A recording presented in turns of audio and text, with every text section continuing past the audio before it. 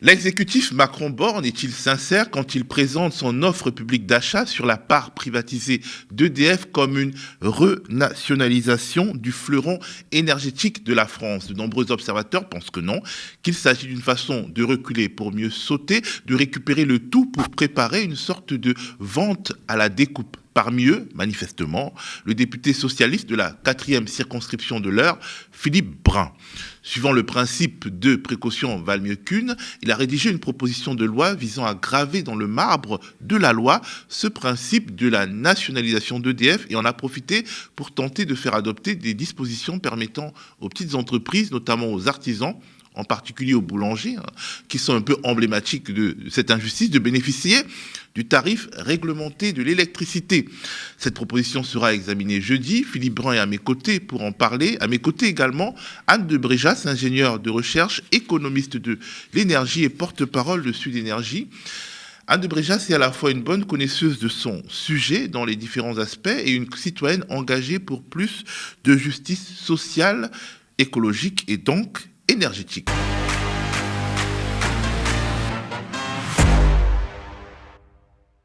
Bonsoir Philippe, bonsoir Anne. Alors Philippe Brun, vous êtes à l'origine d'une proposition de loi qui sera examinée jeudi, je crois, et qui porte sur la nationalisation d'EDF. Le gouvernement a assuré être engagé dans une offre publique d'achat qui devrait arriver au même résultat. Mais cela ne semble pas vous convaincre au point où vous engagez une sorte d'initiative parallèle. Pourquoi ?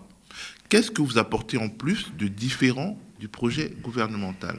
Il faut revenir au début de cette initiative. Vous m'aviez reçu d'ailleurs sur le plateau du Média, je vous en remercie. Je suis rapporteur spécial à la Commission des finances sur les participations de l'État. C'est-à-dire que c'est moi qui suis chargé de contrôler les entreprises dans lesquelles l'État a une action. Voilà. Et donc j'ai décidé de consacrer mon rapport en 2022 à la question d'EDF. Et j'ai demandé au gouvernement des documents sur qu'est-ce que vous comptez faire d'EDF, vous montez au capital de cette entreprise, qu'est-ce que vous voulez en faire? Et je n'ai eu aucune réponse, aucun document. Alors je me suis rendu sur place à Bercy en utilisant les pouvoirs que me confère la Constitution et la loi organique relative aux lois de finances. Et donc j'ai saisi des documents particulièrement troublants qui font état d'un plan caché de démantèlement d'EDF après la nationalisation. En fait, c'est une fausse nationalisation, c'est une opération de sortie de cote boursière qui a pour but de faciliter ensuite une réorganisation. Quelle serait-elle ? Eh bien, on garde dans le giron public le nucléaire et l'hydroélectricité, et dans le même temps, on privatise les réseaux, RTE, on en reparlera tout à l'heure, Enedis, et on privatise les services et les activités rentables. C'est socialiser les pertes et privatiser les profits. Alors face à cela, quel est notre devoir de législateur ? C'est d'empêcher le démantèlement. Alors que l'OPA ait lieu, moi j'y suis favorable, qu'on monte à 100% du capital d'EDF, dont on le réclame depuis des années. Mais il faut sécuriser cette OPA.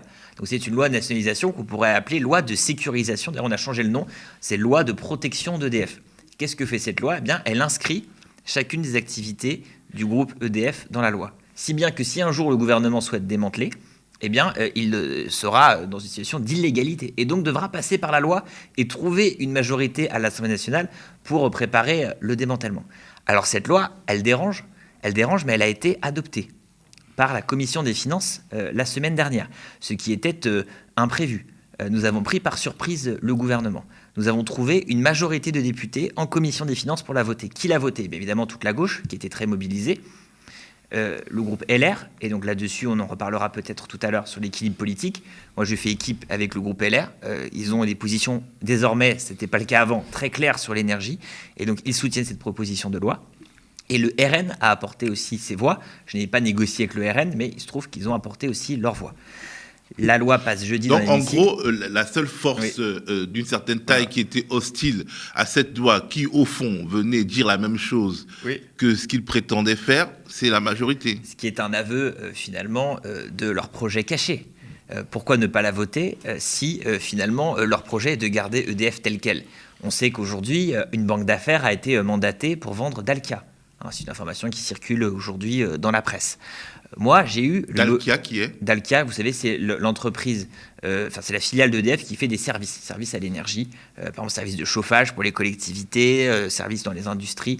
Donc, vous savez que les services dans l'énergie, c'est, voilà, madame qui est économiste en parlera, c'est un peu l'avenir, hein. C'est là où il y a le plus de relais de croissance, parce qu'aujourd'hui, on a besoin, certes, de se fournir en électricité, en gaz, on a aussi besoin de se fournir en services énergétiques. Donc, c'est une pépite du groupe EDF que EDF veut vendre, en tout cas que le gouvernement veut vendre. Je me tourne très vite vers vous, Anne, mais j'aimerais savoir, par curiosité, quels sont les arguments des députés macronistes pour rejeter votre proposition de loi qui venait sécuriser leur belle initiative de nationalisation d'EDF. D'abord, de dire que je suis fou. Voilà, que je sorte d'inventer le projet Hercule, hein, voilà, qui n'a jamais été défendu par le gouvernement, qui n'a jamais été proposé. J'ai même inventé la profession de foi de premier tour d'Emmanuel Macron qui mentionne qu'il y aura une réorganisation d'EDF. Voilà, donc j'invente des choses. Et puis ensuite, ils disent, écoutez, il faut faire confiance au patron d'EDF, et puis c'est lui qui verra bien quel est le périmètre du groupe. Voilà. Donc c'est une loi qui a été votée aussi de manière assez large, parce qu'elle donne un pouvoir au Parlement. C'est le pouvoir au Parlement de, évidemment, contrôler ce que va faire le gouvernement de cette belle entreprise. Aujourd'hui, quand une entreprise est retirée de la cote boursière, en fait, d'une certaine manière, elle est moins transparente. Parce que quand il y avait finalement la cote boursière, vous avez un devoir d'informer en permanence les marchés financiers, et donc informer qui ? Le grand public, les syndicats, les politiques, et parlementaires. Indirectement le Parlement. Et indirectement le Parlement. Là, quand vous passez une entreprise 100% publique, il n'y a aucun contrôle. Finalement, elle rend des comptes à qui ? À Bercy. Et le seul contrôle possible, c'est moi, une fois par an, qui va faire une perquisition à Bercy, si Bercy ne veut pas me donner les documents. Donc on est dans les rapports dans les rapports politiques, dans la civilité politique, c'est quand même dommage que dans une démocratie, on soit obligé d'aller forcer la porte d'un ministère quand on est parlementaire pour avoir des infos. C'est le fonctionnement bureaucratique de notre pays. Voilà. Et donc je pense que nous, la gauche, il faut qu'on défende la nationalisation, oui, mais on ne défend pas la bureaucratie. Donc on a aujourd'hui un fonctionnement bureaucratique avec un État qui est très peu transparent par rapport aux autres pays européens. Voilà. On a très peu d'informations aujourd'hui sur les entreprises dans lesquelles l'État a une action, sauf celles qui sont cotées. Et donc c'est pour ça qu'on doit faire travail très lourd. Et moi, je suis tout seul à le faire à la Commission des finances avec une administratrice qui est très brillante d'ailleurs, qui travaille avec moi. Et elle a plein de choses à faire aussi. Et donc on voit que le contrôle parlementaire, finalement, il est très restreint. Alors je me tourne vers vous, Anne. J'imagine que vous avez lu la proposition de loi portée par Philippe Brun. Quel est votre regard de spécialiste des questions énergétiques sur ce texte ? Alors, sans complaisance, il est là, mais faisant comme s'il n'était pas là. Alors déjà, le fait, tout ce qui va dans le sens d'une reprise en main de ce secteur essentiel, de ce bien essentiel qu'est l'électricité par la puissance publique, pour moi, est une bonne chose. Donc, je dirais, ce texte va dans le bon sens, c'est clair. Et je suis tout à fait d'accord avec le fait que ce que cherchait à faire le gouvernement, probablement, c'était Hercule masqué. C'est-à-dire c'était le projet de démantèlement qui a été décrit par Philippe Brun, c'est-à-dire que l'État voulait, ça a duré. On a eu un feuilleton pendant à peu près 5 ans sur cette histoire, c'est-à-dire que la situation d'EDF était, paraît-il, intenable, et que donc il fallait découper l'entreprise en morceaux, une partie qui serait totalement publique, avec, comme ça a été dit, le nucléaire et l'hydraulique. Les gros investissements lourds. Les gros investissements lourds, les filières un peu historiques. Parce que celle-là, je pense que de toute façon, ça n'intéresse pas le privé. Et puis, en contrepartie, en échange, accepter d'ouvrir plus largement au privé le capital du reste, et en particulier, effectivement, Enedis, la commercialisation, ce qu'on appelle la fourniture, toute l'activité internationale, également les systèmes insulaires, donc, qui sont encore en monopole aujourd'hui. Et donc il y a eu une grosse bagarre sur ce sujet. C'était absolument une opacité invraisemblable. Et ça, je trouve que c'est aussi très, très intéressant de voir ce que vous êtes arrivé à dénoncer d'un point de vue opacité. Mais je vais y revenir parce que cette opacité, elle est partout dans le secteur énergétique, pas seulement dans le secteur énergétique, mais sur la question des marchés de l'énergie, c'est invraisemblable. C'est-à-dire qu'on ne peut négocier, on ne peut savoir ce qui se passe sur rien. Et donc ce projet Hercule, il a été en négociation avec la Commission européenne. Donc on n'avait rien, on savait rien, et ça a duré comme ça, je vous dis, des années, pour à la fin qu'on nous dise finalement l'Europe n'est pas d'accord. Et là, et alors, il avait été question à une époque d'y aller en plusieurs phases justement, que l'État nationalise, rende public entièrement EDF, puis dans une deuxième étape vendre la partie privée. Donc c'est sûr que c'était ça qu'ils étaient en train. La partie rentable, pardon. Rentable. Et d'un coup, au milieu de l'été, alors qu'on est en pleine crise énergétique avec des factures qui flambent, ils nous annoncent une nationalisation d'EDF sans nous dire absolument à quoi ça pouvait servir. D'un coup, la Commission européenne, l'Europe aurait été d'accord sur ce qu'elle avait refusé pendant des années. Enfin, c'était juste absurde. Donc je dirais, c'est une... La Commission européenne a vu la lumière, peut-être. Bon, ça doit être ça, oui, ça doit être ça, mais elle ne la voit pas beaucoup sur le reste. Et donc, pour moi, c'est une bonne chose d'aller vers une reprise publique plus claire, d'éviter cette vente à la découpe. Mais pour moi, ça n'est qu'un premier pas, c'est un pied dans la porte essentiel, mais la vraie question, et sur laquelle il va falloir avancer très vite, c'est la question de la mise en concurrence de ce secteur électrique indispensable.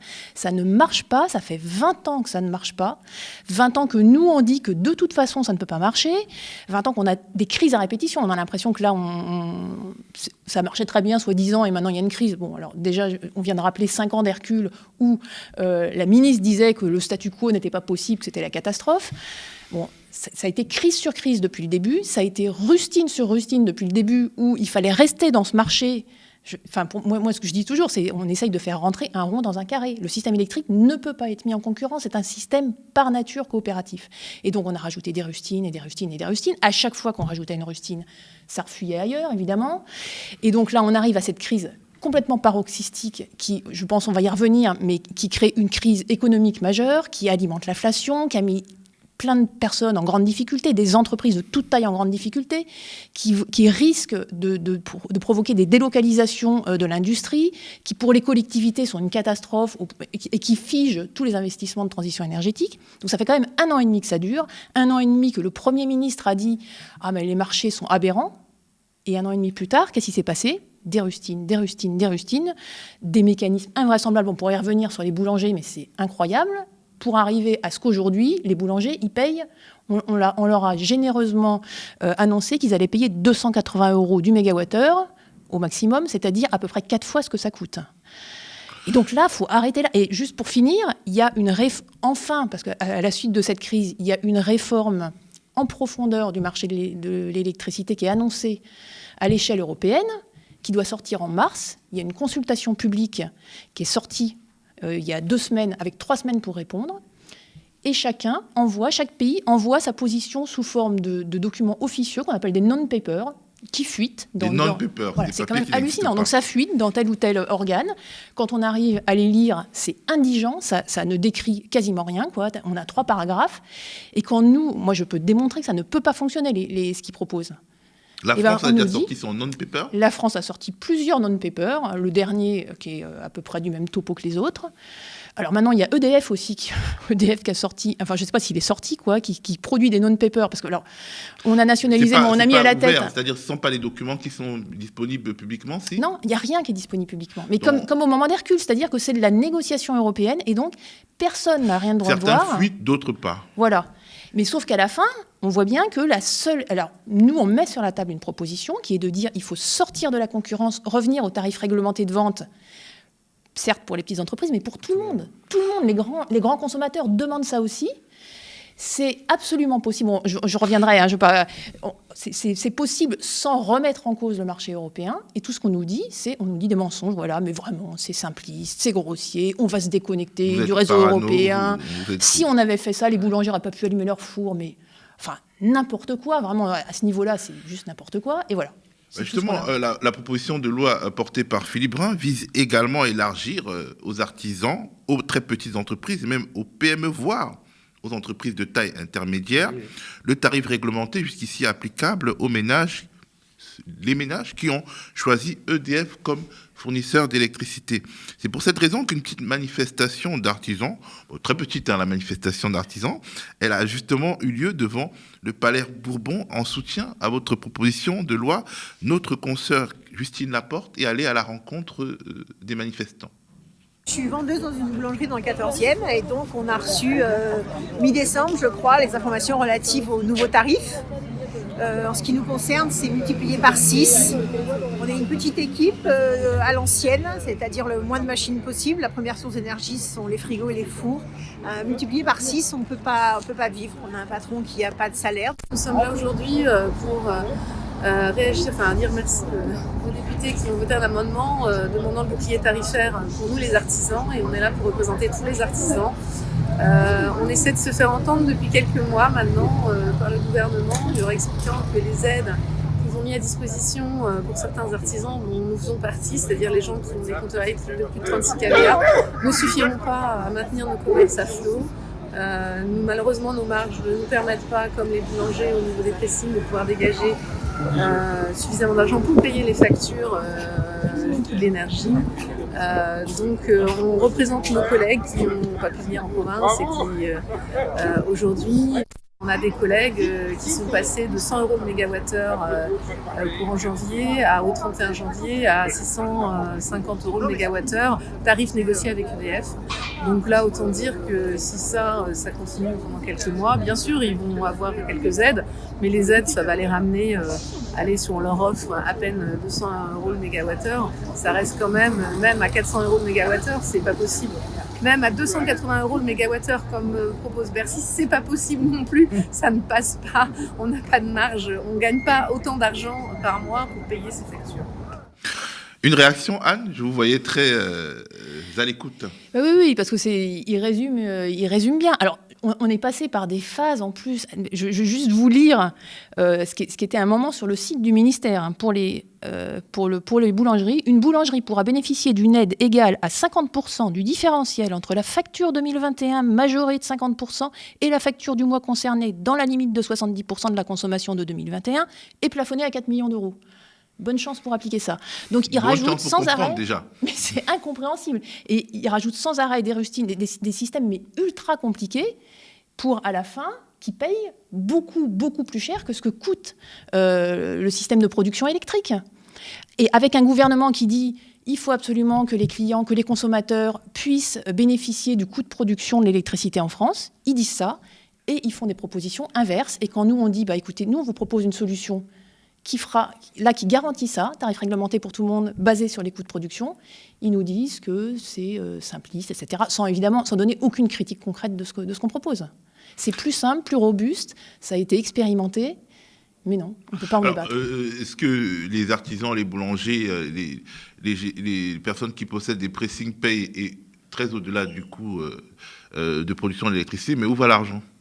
Ça, c'est ce qu'on aimerait savoir. Je pense qu'il y aurait une autre mission à faire là-dessus, sur où va l'argent. C'est hyper opaque. Alors, on en est avec le gouvernement. Apparemment, ça va chez certains fournisseurs, parce que le gouvernement nous dit, ça fait quand même un an et demi que ça dure, encore une fois, dit aux fournisseurs, écoutez, vous seriez gentils de prendre en charge une partie de l'augmentation. Donc, on voit à quel point l'État semble complètement désarmé. Après, il y a des producteurs aussi qui s'en mettent plein les poches. Alors, vous avez fait aussi une mission EDF, sur... notamment. Alors, EDF, c'est plus compliqué, parce que EDF, il a eu... EDF déjà été mis à contribution pour le bouclier tarifaire de l'année dernière, dans un mécanisme aussi invraisemblable. Il fallait qu'il fasse un chèque, en gros, à ses concurrents pour permettre de baisser le coût. Et puis EDF est face aujourd'hui, cette année a été face à un parc de production qui produisait beaucoup moins que d'habitude, suite à un défaut générique sur les centrales. Et donc, dans un système de marché, a été obligé de racheter de la production qui lui manquait sur les marchés à un prix exorbitant. Donc, EDF, mais les marchés, c'est qui ? Les marchés, c'est qui ? C'est quelle entreprise ? Il y a Engie et Total qui s'en sont mis plein les poches. Engie qui détient la Compagnie nationale du Rhône. Et là, franchement, la Compagnie nationale du Rhône, déjà avant la flambée des prix, alors qu'ils vendent au prix de marché, il y avait un rapport de la Cour des comptes qui disait qu'il se faisait 24% de rémunération du capital par an. Et la Cour des comptes qui disait les barrages sur le Rhône ne sont plus gérés dans l'intérêt des consommateurs. Depuis, les prix ont complètement flambé. Alors, ils en rendent une partie sous forme de redevance, mais il en reste toujours énormément d'argent. Et puis, il y a tout un écosystème financier qui s'est développé. Donc, tous ces fournisseurs qui, il faut le rappeler quand même, achètent pour revendre, c'est-à-dire ne font rien du tout sur l'électricité, à la différence d'autres secteurs. Eux, ils gagnent parce que c'est tellement compliqué que, en fait, ils font de l'arbitrage. Donc, c'est tellement compliqué le système que dès qu'il y a un mécanisme de protection, ça donne une opportunité pour arbitrer. Donc, ils arbitrent entre le tarif réglementé et le prix de marché. Ils arbitrent sur l'Arenh, le mécanisme d'Arenh sur lequel on pourra revenir éventuellement. Il y a des failles partout et dès qu'il y a une faille, ils s'y engouffrent. Alors, je me tourne vers vous, Philippe Brun. On pourrait vous rétorquer que l'élargissement du tarif réglementé que vous proposez dans votre proposition de loi serait extrêmement coûteux, surtout si on reste dans le cadre du marché européen de l'électricité. Où est-ce que vous allez prendre l'argent? Je me mets à la place d'un député macroniste qui vous ferait la leçon. Alors d'abord, une précision, c'est pas une proposition de loi offensive, c'est une proposition de loi défensive. Hein. On ne construit pas une cathédrale, on essaie juste de mettre des rustines. Donc d'abord, empêcher le gouvernement de mettre le dernier clou sur le cercueil de notre service public de l'électricité, donc la vraie nationalisation et la sanctuarisation des activités d'EDF. Et deux, on essaye de ne pas totalement tuer nos artisans, nos commerçants, nos entreprises. Moi, je vais vous expliquer un retour de terrain. J'ai une circonscription dans le département de l'Eure où j'ai 4 députés RN sur 5 et Marine Le Pen a fait 53% à l'élection présidentielle. Je vous raconte. Voilà, je suis le seul député pas RN de mon département. Une France qui est oubliée, où les services publics ferment. Là, moi, j'ai 5 boulangeries en très grande difficulté et 5 autres aussi qui menacent de fermer. Et c'est pas les boulangeries de centre-ville, c'est les boulangeries qui sont dans les villages. Le chiffre d'affaires consolidé des boulangeries artisanales en France, c'est 11 milliards. Leur profit moyen, leur marge moyenne, elle est consolidée, elle est à 1,5 milliard. Et l'augmentation des prix d'électricité pour les boulangeries, c'est 1,6 milliard. Ça veut dire que si on ne fait rien pour les boulangeries, 100% de leur marge, et même au-delà, va être absorbé dans l'électricité, ce qui n'a aucun sens. Madame le rappelait, on vend la reine 42 € du mégawattheure, et là, ils achètent 500, 600 €, avec la limitation du gouvernement, 280 €. C'est inacceptable. Donc, la proposition de loi, elle met finalement un mécanisme. On a une sortie du marché, entre guillemets. Voilà, on revient à l'ancien système pour les boulangers, pour les artisans, pour les commerçants et toutes les entreprises de moins de 2000 salariés. Donc, on est quand même sur un objectif assez large. Alors, vous me dites, ça coûte cher. On est en train de faire, évidemment... je dis pas, je dis qu'on pourrait vous dire que ça coûte cher. Ce qui coûte très cher, si vous voulez, c'est tout ce système-là. C'est le bouclier tarifaire actuel. Il a déjà coûté en 2 ans 100 milliards. Vous vous rendez compte, 100 milliards, c'est ce qu'on doit investir. C'est tout ce que ça doit coûter, le grand carénage et les nouveaux EPR. Les nouveaux EPR plus le grand carénage, c'est le maintien en vie des centrales existantes. Centrales nucléaires. C'est censé nous coûter sur 20 ans 100 milliards. Et là, en 2 ans, on a dépensé 100 milliards à subventionner des prix pour un marché qui dysfonctionne subventionner totalement. Subventionner des prix, mais aussi des entreprises. Hein. Oui, mais c'est un marché qui dysfonctionne totalement. Ça n'a aucun sens. Si vous voulez, produire notre électricité... On a l'impression qu'il y a une sorte de marché théorique, mais enfin, ça va dans les Il y a des profiteurs de crise, si vous voulez. Ça n'a aucun sens. On produit notre électricité à 42 € du mégawattheure et on l'achète à 600. Ça n'a aucun sens. On a consenti durant des années à des investissements importants dans le nucléaire. Qu'on soit pour ou contre le nucléaire, il est là. On a des barrages, on a une très bonne exposition hydroélectrique en France. Là aussi, c'est des investissements coûteux, colossaux. On a construit un service public et on ne peut pas bénéficier de l'électricité au prix auquel on l'a produite. C'est pas normal. Voilà. Donc ce marché est totalement dysfonctionnel et il nourrit qui ? C'est Engie Trading. C'est la filiale d'Engie qui fait du trading d'énergie, c'est Total Energy Trading, c'est EDF Trading, alors que c'est compensé par tous les problèmes que Madame évoquait, qu'a rencontré EDF l'année dernière. EDF aussi paye et gagne, mais alors que les autres ne font que gagner. C'est les fournisseurs alternatifs, c'est aussi un certain nombre de comportements spéculatifs de certaines usines, notamment allemandes, qui décident de stopper leur production pour revendre leur capacité sur le marché. Aujourd'hui, vous avez une production industrielle. Vous avez tout intérêt à arrêter votre usine et revendre l'électricité que vous avez achetée pour faire de la spéculation. Donc on a un système totalement dysfonctionnel. C'est comme si on avait décidé de créer un marché européen des mètres cubes d'eau. Aujourd'hui, on a l'eau, c'est un bien public, ça appartient aux collectivités, il y a des concessions, mais il n'y a pas de marché européen. Il n'y a pas de marché d'ailleurs, tout le monde paye l'eau au même prix selon la commune dans laquelle il habite. Bien. Si on avait créé un marché des mètres cubes d'eau, on aurait pu avoir cette spéculation sur l'eau comme ça qui arrivait, puis alors payer l'eau 400, 500 € du mètre cube, exactement de la même manière. Alors que ça n'a aucun sens. L'électricité qu'on consomme, nous, en France, aujourd'hui, l'électricité que je consomme chez moi, à Louviers, dans l'Eure, elle est produite où ? À Panly, à Paluel, dans les centrales nucléaires du secteur. Elle ne vient pas de je ne sais où. Donc ça n'a aucun sens. Et donc dire qu'un marché européen d'électricité, il est intéressant, pourquoi il est intéressant ? Quand on a effectivement des pénuries. Mais ça a toujours existé.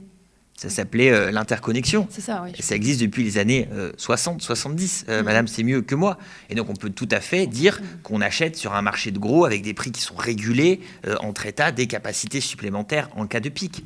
Mais cette situation-là de marché totalement spéculatif est très dangereuse pour notre économie. Et donc, c'est pour ça que les députés LR, et je le répète, c'est une loi transpartisane, ont voté mon amendement pour repasser au tarif réglementé. Parce que les industriels sont les premiers à venir nous voir pour nous dire pitié, résolvez ce problème. Moi, j'ai organisé une réunion dans ma circonscription avec 40 industriels de ma circonscription et des artisans, des commerçants. On est sorti de cette réunion, ils m'ont dit monsieur le député, pitié, nationalisez EDF. Parce que ce qui se passe aujourd'hui, c'est une menace pour tout le monde. C'est une menace pour la compétitivité de notre pays. C'est une menace évidemment pour notre commerce de proximité. C'est une menace pour nos villages. C'est une menace pour nos foyers. Pour le niveau de vie aussi, parce que ça alimente l'inflation d'une manière faire, folle. On parle de compétitivité. Vous pouvez faire toutes les réformes fiscales du monde, toutes les réformes de code du travail du monde, toutes les baisses de charges, de cotisations sociales du monde. Ce n'est rien à côté de l'explosion des prix de l'électricité. Dans la métallurgie, l'énergie, ça représente déjà quasiment 30% des coûts. Donc quand ça passe de 30 à 40 ou à 50, si vous voulez, on fait exploser. Là, on n'est plus du tout compétitif. La masse salariale dans une entreprise industrielle de métallurgie, par exemple, c'est 18 à 20%. Quand l'électricité, ça monte à 30, ça monte à 40. Là, on explose la compétitivité. Donc si on veut parler de compétitivité, si on veut parler d'industrie, si on veut parler d'artisanat, de commerce, on doit faire baisser le prix de l'électricité. Et comment on le fait baisser ? Eh bien, avec un monopole public et une entreprise nationalisée. Il n'y a pas de meilleur moyen. Et donc, on est dans un moment où on doit finalement reconstruire ce qu'on a détruit. Et moi, je suis content parce que à la Commission des finances à l'Assemblée nationale, mercredi dernier, c'est la première fois depuis 25 ans qu'on a un vote majoritaire de l'Assemblée nationale qui va à l'envers de ce qu'on fait depuis 25 ans. On a eu un mouvement de dérégulation commencé il y a 25 ans qui s'est stoppé mercredi dernier à l'Assemblée nationale. Et j'espère que jeudi viendra confirmer ce vote. Alors, j'aimerais quand même savoir si LR, donc les Républicains, qui est un parti de droite néolibéral comme l'ex-LRM, la Renaissance, va finir ce qu'ils ont commencé. Parce qu'au fond, il existe des contradictions entre le front des députés qui ont validé votre proposition de loi en commission. Par exemple, parce c'est passé en commission, ça doit passer en plénière à l'Assemblée nationale, et puis passer au Sénat, et puis on est juste au début d'un processus. Donc, pour que que le processus aille jusqu'au bout, il faut la participation des Républicains, ça c'est sûr. Alors, on voit par exemple que les Insoumis ne sont pas parvenus à obtenir que les filiales d'EDF soient considérées comme incessibles, si j'ai bien compris. Par exemple, la question des filiales d'EDF, elle est au cœur du projet de démantèlement d'EDF, c'est-à-dire privatiser les bonnes filiales. Et LR, est-ce que LR est au clair là-dessus ? Pour votre info, moi j'étais en désaccord avec cet amendement aussi. Pourquoi ? Parce que eux, ils proposent, moi ma proposition de loi, elle définit les activités d'EDF et dit que EDF ne peut pas se séparer d'une activité entière. Eux, ils proposaient que EDF ne puisse se séparer d'aucune filiale. Bon, ça n'a pas vraiment de sens parce que EDF a une quarantaine de filiales aujourd'hui dans des domaines qui, à mon avis, peuvent être vendus. Moi, je veux dire, EDF Maroc, je ne suis pas certain que ce soit stratégique ou du service public. EDF en Allemagne, c'est la même chose. Et les activités internationales d'EDF, et la CGT est d'accord avec moi, et les syndicats d'EDF sont d'accord qu'il faut faire le ménage aujourd'hui aussi dans les activités internationales d'EDF. Donc c'est ça mon désaccord. Moi je crois que le mécanisme de la proposition de loi, il permet d'éviter qu'on se sépare d'activités tout entières. Voilà. Et après les petites filiales, moi je crois qu'il ne faut pas les rendre incessibles. C'est ça mon désaccord. Alors ensuite sur LR. Bon. Écoutez, moi, je ne vais pas commencer à taper sur un allié qui nous permet de faire passer... Voilà. Donc moi, je ne suis pas LR, je suis de gauche, socialiste, et élu avec l'alliance NUPES, et tout à fait content et clair avec ça. Mais on a besoin de trouver des alliés. Bon, et là, il se trouve que le groupe LR, par la voix de son président Olivier Marleix, a décidé de soutenir l'idée... Olivier Marleix qui était en première ligne sur l'affaire Alstom. En première ligne sur l'affaire Alstom. Qui est un homme de droite, très certainement, mais qui est quelqu'un qui s'est attaché au service public de l'énergie. Et il est venu avec moi, avec François Ruffin, avec Sébastien Jumel, intervenir devant 500 délégués de la CGT Mines-Énergie à Montreuil, pas loin d'ici, à côté d'ici. Et je peux vous dire que le discours qu'il a tenu sur le service public, eh bien, il rappelait les grandes heures du gaullisme. Voilà. Et donc moi, je ne suis pas gaulliste, je suis socialiste, mais moi je crois qu'on peut travailler avec des gens qui ont cette vision-là du service public. Et donc aujourd'hui, le groupe LR a été très présent pendant le vote en commission, ils ont même assuré la victoire. des députés qui partaient déjeuner, eux, ils sont restés pour voter jusqu'au bout. Voilà. Et moi, je compte sur leur soutien ce jeudi. Alors, il n'y a pas que. Il y a évidemment toute la gauche, et heureusement que la gauche est là pour le voter. Il y a aussi des députés indépendants d'un petit groupe qui s'appelle l'IOT, qui nous soutiennent. Et puis là, je cherche aussi des soutiens dans la majorité. Car les boulangers font leur travail. Il y a le RN aussi qui vous soutient, le fameux RN. Voilà. Bon, moi, je ne travaille pas avec eux. eux. De l'Assemblée nationale. Voilà, mais le RN le fait, et ils sont cohérents avec leur discours aussi. S'ils ne le faisaient pas, d'ailleurs, ils se renieraient, parce qu'ils ont un discours sur EDF qui est exactement le nôtre. Donc, ne pas voter cette proposition de loi serait un reniement pour eux. Et puis, il y a des députés de la majorité qui, aujourd'hui, sont sollicités par leurs boulangers. Vous avez votre boulanger qui vient vous voir. Tout le monde est dans la même situation que moi. Hein. Tout le monde a des boulangeries qui sont en train de fermer. Qui vient vous voir et qui vous dit, monsieur le député, là, il y a une loi qui passe, qui va régler mon problème là, sur mon compteur. Là, vous me demandez de changer de compteur pour passer au tarif bleu, puis bénéficier de l'amortisseur électricité. Puis ça. Là, il y a un truc très simple qui est en train de se passer. Je vous demande de voter cette proposition de loi. Le député doit répondre, il doit regarder dans les yeux son boulanger. Son boulanger, il ne va pas tous les jours l'embêter ni le voir pour lui dire qu'il y a un problème. Donc là, cette mobilisation sociale qui est en cours, les artisans des boulangers, ils envoient des mails aux députés, ils vont les voir dans leur permanence. Je crois qu'on aura quelques députés de la majorité qui voteront avec nous. En tout cas, nous, on suivra ça jeudi. Anne, ouais, non, un dernier mot sur ce sujet. Moi, je redis qu'il faut vraiment aller plus loin. Si EDF est nationalisé mais reste en concurrence, on a aujourd'hui un patron ultra-libéral qui a été nommé à la tête d'EDF. Les tarifs réglementés de vente, c'est essentiel pour les petites entreprises. Il y a eu avant les maraîchers, mais c'est essentiel pour toutes les entreprises. Enfin, la sidérurgie, par exemple, si ils n'ont pas des tarifs, s'ils n'ont pas une visibilité sur les tarifs, ils demandent des tarifs réglementés, stables dans le temps, ils ne feront pas l'électrification de leur procédé qui est essentielle à la transition énergétique. Et ils risquent de délocaliser dans des pays où l'énergie est la moins chère. Il y a eu des drames avec les communes aussi, qui ont vu leurs factures exploser et qui ont tapé dans l'aide aux associations, dans les services publics de proximité, dans les investissements pour la transition énergétique. En fait, tout le monde a besoin de tarifs réglementés. Et donc, allons-y. Et effectivement, LR... c'est très bien qu'ils soutiennent ce projet de loi. LR, ils ont dit aussi qu'il fallait sortir des marchés. Donc, allons-y. Et on ne peut pas laisser passer ce qui se trame en ce moment, c'est-à-dire une réforme des marchés de l'électricité où on est parti pour encore aller vers des rustines et des rustines. C'est pas possible. On a une crise climatique, mais gigantesque en face de nous. Le GIEC parle de points de bascule d'année en année où le système devient incontrôlable. On a des enfants qui disent qu'ils ne veulent plus d'enfants parce qu'on est dans un monde où on ne sait pas où on va. Et nous, qu'est-ce qu'on dit ? La Commission européenne, l'Europe nous interdit de sortir des marchés. À l'évidence, c'est bien pour tout le monde, mais l'Europe nous interdit. Donc, rendons la planète inhabitable, mais on aura obéi à l'Europe. C'est plus possible. Une sorte de divinité païenne, des divinités immanentes ou je sais pas qui volent dans les airs. L'Europe, c'est tout le monde et n'importe qui. Alors, merci beaucoup Philippe et Anne. On suivra donc les débats jeudi et on en parlera sur le média. Mobilisez vos députés, surtout. Écrivez à vos députés. Voilà. Aidez-nous. Donc, la pression populaire sur les députés, c'est ce que demande Philippe Brun pour que les députés qui ont commencé, les forces politiques qui ont commencé à travailler pour cette renationalisation d'EDF continue. Merci Anne aussi pour nous avoir apporté votre éclairage. Avant de terminer ce direct, quelques infos de l'Assemblée nationale. La motion référendaire du RN a été massivement rejetée à l'Assemblée nationale. Donc 272 députés ont voté contre et seulement 101 pour. Les députés NUPES ne sont pas revenus dans l'hémicycle au moment du vote, sauf André Chassaigne du PCF qui a demandé une suspension de séance de 2 minutes. Donc voilà, le bilan de la journée, il n'est pas terrible pour les oppositions puisque la motion référendaire et la motion de rejet des oppositions, toutes les deux ont été rejetées. Donc voilà, il y aura d'autres batailles parlementaires qui... sur cette affaire de réforme des retraites, je ne sais pas quel est votre état d'esprit, Philippe Brun, ça ressemble à une odeur de défaite tout cela. Non, la motion référendaire, on savait qu'elle ne passerait pas. Moi, je ne voterai pas un document de Marine Le Pen. Voilà, donc les choses, elles sont très simples. Oui, mais en fait, de l'autre côté, eux, ils vont dire qu'ils votent bien votre proposition de écoutez, loi. c'est leur choix. Maintenant, ceux qui veulent banaliser le Rassemblement national sont libres de leur vote. Souvenons-nous ce qu'est le Rassemblement national, ce qu'est son programme politique. Et je crois que personne ne nous reprochera, au regard de l'histoire, le jour, et j'espère que ce jour n'arrivera jamais, où le Rassemblement national sera au pouvoir, ne regrettera que nous ayons mis un cordon sanitaire avec ce parti xénophobe, raciste, et qui n'est pas républicain.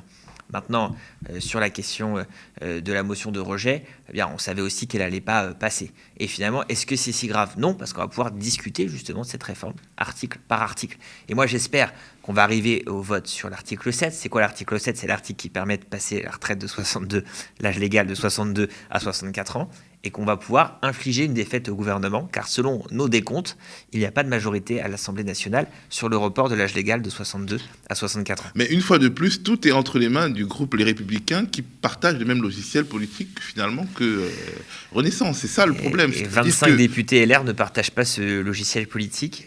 Voilà. Moi, je vous invite à regarder ce que font certains députés. C'est vrai que nous, on est de gauche, alors on n'est pas habitué à avoir de la mansuétude pour les députés de droite, mais certains d'entre eux, écoutez ce qu'ils disent en commission des finances, en commission des affaires sociales, ils ont des arguments extrêmement proches des nôtres. Il y a un député, je vous conseille de le suivre, il s'appelle, comme moi, il s'appelle Brun, Fabrice Brun, et lui, il est de l'Ardèche et il est de droite. Et vous pouvez regarder ce qu'il dit sur la réforme des retraites en commission des finances, on croirait un député NUPES. Voilà, donc il y a, je crois, encore des âmes à sauver à droite, et heureusement d'ailleurs, parce que grâce à eux, je l'espère, nous arriverons à ne pas faire passer cette réforme des retraites. Anne, merci d'avoir été là. Je ne sais pas si tu as quelque chose à rajouter sur ce développement, ces deux feuilletons parallèles des motions référendaires et de rejet. Non, pas sur les stratégies politiques. Moi, voilà, je suis dans un syndicat où ça fait bien longtemps qu'on lutte sur les retraites. Il n'y a aucune raison de retarder l'âge de la retraite pour personne. Il faut partager le travail et il faut réfléchir à ce qu'il faut produire.